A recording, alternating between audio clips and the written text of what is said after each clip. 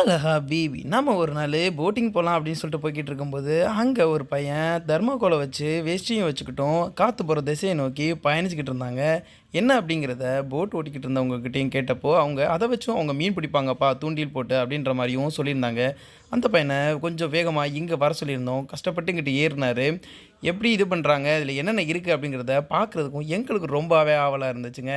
ஏன்னா இது மாதிரி நாங்கள் எந்த டைமும் போட்டிங் புகையில் பார்த்ததில்லை.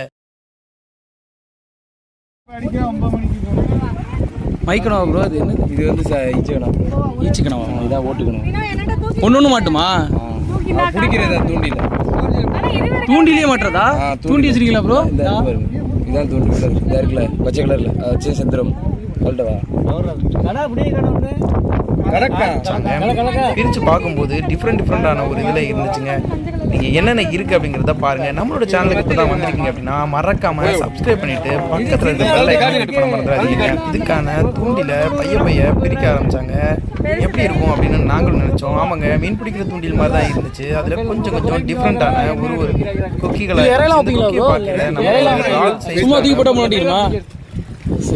துணி மாதிரி உள்ளது தான் இறையே அப்படின்னு சொன்னாங்க. முள்ளு அது வந்து கவு சார்பா இருக்கு.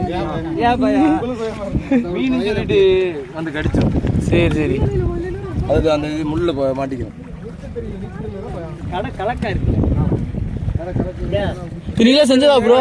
நீங்களா செஞ்சீங்களா? வாங்குவோம் கடையில. சரி விடுவோம். இந்த இது மட்டும் துணி மட்டும். அது சரி. வா விடுவோம் போயல.